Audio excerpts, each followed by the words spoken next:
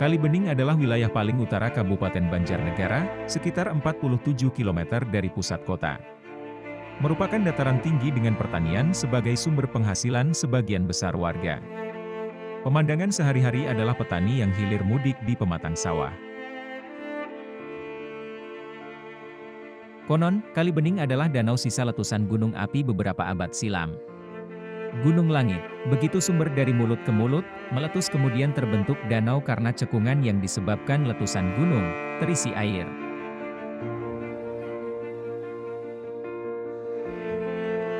Dari proses inilah ratusan tahun kemudian terbentuklah rawa. Hal ini bisa dibuktikan bahwa beberapa masyarakat Kalibening saat ini, untuk beberapa daerah, jika menggali tanah pada kedalaman tertentu ditemukanlah pohon besar atau semak-semak. Tersebutlah seorang pemuda bernama Rowi, putra dari Bupati Pekalongan Tan Kwijan.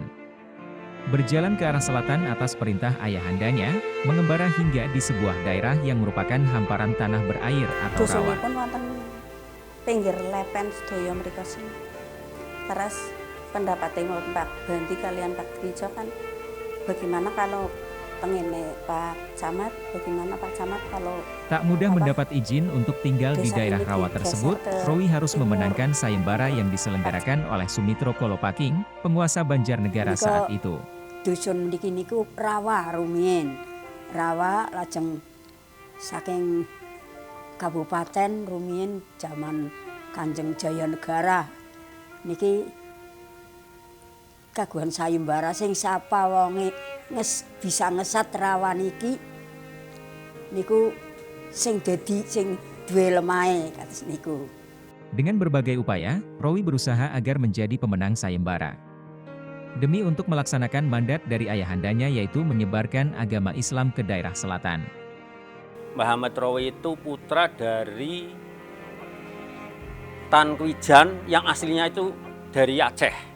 Aslinya itu Tan Kwijan, Tionghoa tapi Muslim dari Aceh, terus jadi Bupati Pekalongan.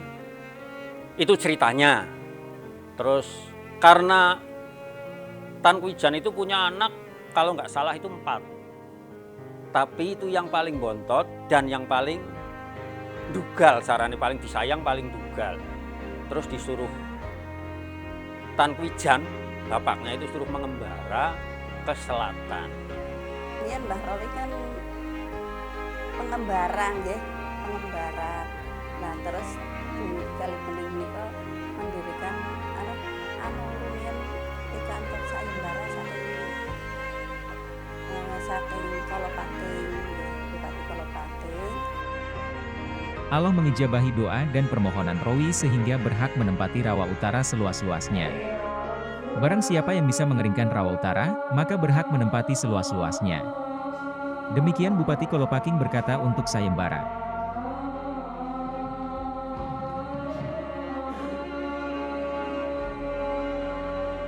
Tahunnya ya sekitar tahun 1800-an. Hiduplah Rowi di rawa tersebut yang selanjutnya disebut sebagai Rawan. Rowi menikahi Cawilis, gadis asli Rawan. Membangun keluarga bahagia dan menjadi teladan serta panutan lingkungan. Dulu pernah dibom, masjid itu pernah dibom Belanda. Katanya itu, saya sih tidak mengalami. Masjid Al-Huda didirikan oleh Kiai Haji Ahmad Rowi dan sebagai mbah buyut saya urutannya, karena saya generasi keempat, yaitu sama seperti Pak Ahmad, cuman beda orang tua. Dan pada akhirnya, Rowi merasa perlu mendirikan suatu bangunan sebagai pusat kegiatannya dalam menyebarkan agama Islam. Karena semakin banyak yang mengikuti kegiatan belajar agama Islam, sekaligus sebagai tempat untuk beribadah. Masalah benda bersejarah itu di sini masih banyak ya. Misalnya itu kayak dulu sepengetahuan saya itu ada tombak, terus mimbar-mimbar kuno, terus apalagi itu ada ya beduk, ada kentongan, pintu-pintu yang dulu terserang Belanda yang pada sobek, terus mustaka itu ada lah. Yang terakhir itu stempel yang bunyinya Pangulu Naib, Desa Sikumpul, Kecamatan Kalibening, Kabupaten Banjarnegara. Atas nama Haji Muhammad Rawi yang bentuknya itu dari kayu kopi. Tidak ada, zaman dulu belum ada karet. Dibuatlah tajuk, semacam surau atau langgar yang biasa untuk sholat petani saat bekerja di sawah atau di pinggir kali. Tajuk dibuat sangat sederhana pada saat itu, dengan ilalang sebagai atap, dinding menggunakan gedek, atau pagar yang terbuat dari anyaman bambu, dan lantai dari pelupuh, yaitu lantai terbuat dari bambu yang dibelah kemudian ditata. Aslinya tertembak mungkin itu dari sebelah selatan masjid. Terus ini pintu yang paling selatan kanan masjid. Nah, itu mungkin secara masuk ke serambi tembus ke pintu ini. Semakin berkembang dan semakin banyak yang mengaji agama Islam kepada Rawi. Dari segala penjuru, berdatangan ke Desa Rawan untuk mendapat siraman rohani. Masih ukiran kayu kopi dulu. Berarti aslinya itu. Tapi sekarang sih saya tidak tahu di mana itu letaknya karena sudah direnovasi masjidnya sedikit-sedikit kan jadinya ada perubahan.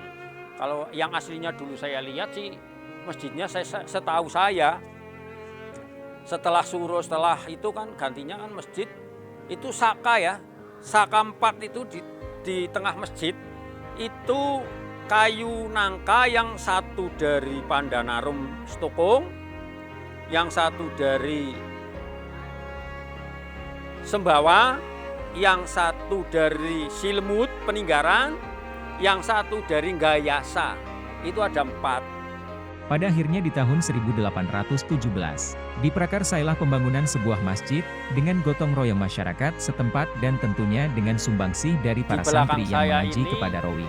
Ada rumah tua yang sampai sekarang belum dibongkar, itu peninggalan dari Mbah Haji Muhammad Rawi. Ya, Islam itu berkembangnya dari dusun Rawan Banurjo itu. Jadi Islam di Kalibening pertama kali ada. Babat Kalibening yang ada di sini itu dimulai dari dusun Rawan Banurjo.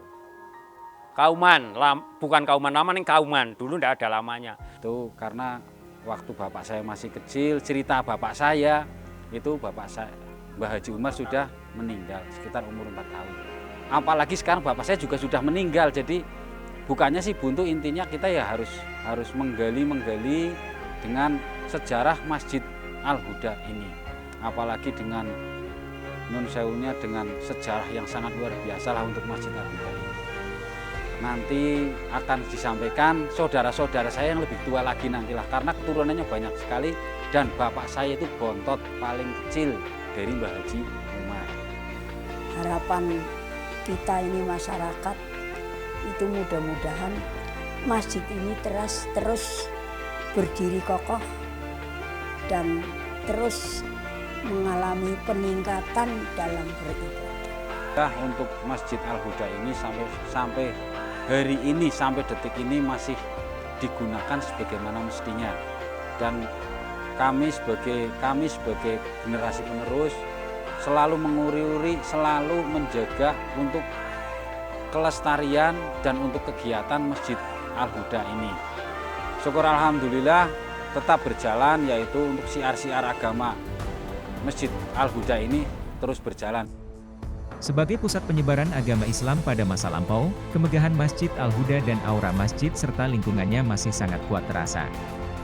Hal ini menjadi harapan untuk penduduk sekitar agar Masjid Al-Huda selalu menjadi pusat energi untuk kemajuan penduduknya, baik dari segi ekonomi, sosial maupun spiritual penduduk Desa Banurejo khususnya, dan wilayah Kalibening pada umumnya. Simpan sampai kapanpun ini jangan sampai hilang. Mungkin untuk peringatan generasi yang akan datang. Dan mungkin karena ini juga masjid pertama kali di Kecamatan Kalibening.